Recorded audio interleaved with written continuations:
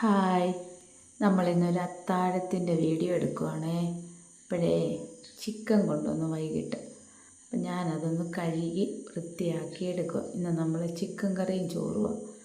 അപ്പം ചിക്കൻ കഴുകാൻ ഞാൻ വെള്ളം ഒഴിച്ച് വെച്ചു. എന്നിട്ട് സവാള ഞാൻ നേരത്തെ പൊളിച്ച് വെച്ചായിരുന്നേ.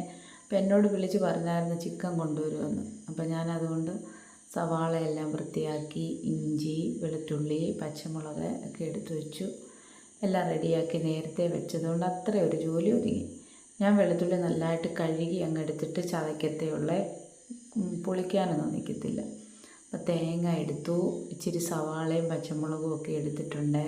തക്കാളി അരച്ചു, പിന്നെ ഇഞ്ചിയും വെളുത്തുള്ളിയും കൂടെ മിക്സി ചതച്ചെടുത്തു.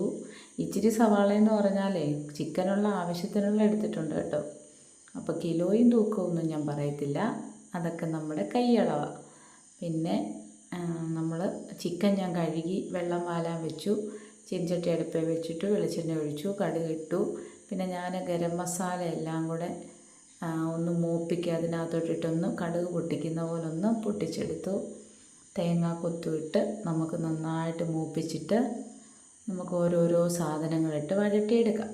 അപ്പോൾ ഇഞ്ചിയും വെളുത്തുള്ളി ഇടുന്നതിന് മുന്നേ തേങ്ങ കൊത്തിടണമായിരുന്നു. അപ്പോൾ ഇവിടെ ഒരാൾ വർത്തമാനം പറഞ്ഞ് ഇന്ന് പണി സൈറ്റിൽ നടന്ന എന്തോ കാര്യം കോമഡി പറഞ്ഞ് ചിരിച്ച് ഞാനും അങ്ങോട്ടങ്ങ് ശ്രദ്ധിച്ചു പോയി. അപ്പം ഞാൻ തേങ്ങാക്കൊത്ത് പിന്നായിട്ട് കേട്ടോ. പക്ഷേ നല്ലതായിട്ട് മുരിഞ്ഞിട്ടുണ്ട്, തേങ്ങാക്കൊത്ത് നല്ലതായിട്ട് മുരിഞ്ഞു. അപ്പം നമ്മൾ സവാളയ്ക്ക് ആവശ്യമുള്ള ഉപ്പും മഞ്ഞൾപ്പൊടിയും കൂടി ഇട്ട് വഴട്ടാം. പിന്നെ ചിക്കൻ കറിക്ക് നമ്മൾ ഉപ്പിടും. ഇതിപ്പോൾ ഞാൻ മസാലയ്ക്ക് മാത്രമേ ഇച്ചിരി ഉപ്പിടുന്നുള്ളൂ കേട്ടോ. കറിക്കൊക്കെ നോക്കിയിട്ട് നമ്മൾ ഉപ്പ് പിന്നെ ചേർക്കുന്നതായിരിക്കും.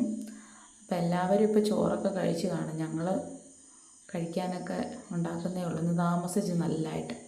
അപ്പം നമ്മുടെ തക്കാളി അരച്ചതും കൂടെ അങ്ങോട്ട് ചേർത്ത് നല്ലതായിട്ട് അരപ്പ് ചേർക്കുക.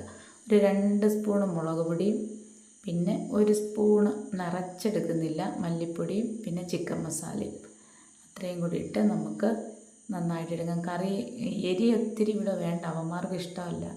പിന്നെ ഞങ്ങൾക്ക് ആർക്കും എരിയോട് വലിയ താല്പര്യമില്ല. ഉപ്പും പുളിയും ഇച്ചിരി മുന്നോട്ട് നിൽക്കണം, എരി നമുക്ക് അത്ര ഇങ്ങോട്ട് വേണ്ട.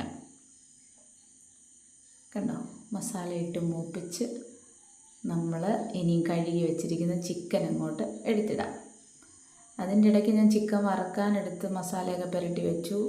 പിന്നെ കപ്പ അമ്മ കുടുംബ വീട്ടിൽ മുകളിലത്തെ വീട്ടിൽ പുഴുങ്ങുന്നുണ്ട്. അപ്പോൾ ദേ നമ്മുടെ ചിക്കൻ ഇട്ട് നമുക്ക് ആവശ്യത്തിന് വെള്ളം ഒഴിച്ച് നമുക്ക് വേവിച്ചെടുക്കാം. അപ്പം ഞാൻ ഇടയ്ക്ക് കുരുമുളക് പൊടിയും ഗരം മസാല ഇച്ചിരി പൊടിച്ചതും കൂടെ ചേർത്ത്, അപ്പോൾ ആ സമയത്ത് എൻ്റെ വീഡിയോ അങ്ങ് പോസായി പോയതുകൊണ്ട് അത് കാണിക്കാൻ പറ്റാതിരുന്നത്. കുരുമുളക് പൊടി ചേർത്തായിരുന്നു, ഇച്ചിരി ഗരം മസാല പൊടിച്ചതും കൂടെ ഒരു ശകലം കൂടെ ചേർത്തിട്ടുണ്ട്. അപ്പോൾ നല്ലൊരു മണമൊക്കെ ഉണ്ട്. ഇപ്പം ഇച്ചിരി മസാല മുന്നോട്ട് നിൽക്കുന്ന എനിക്കിഷ്ടം ചിക്കൻ കറിക്ക്.